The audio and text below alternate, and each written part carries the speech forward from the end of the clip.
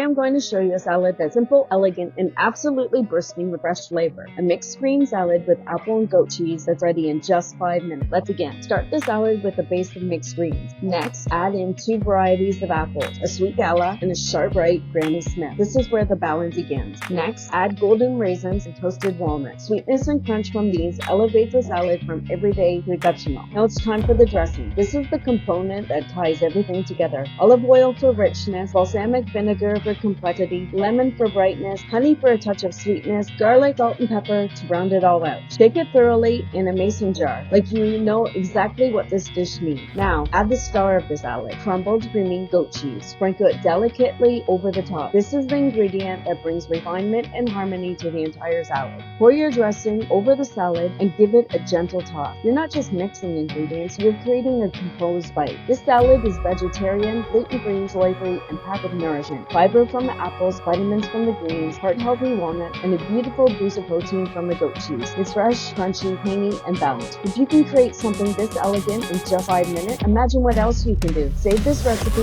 This is one you'll return to again and again.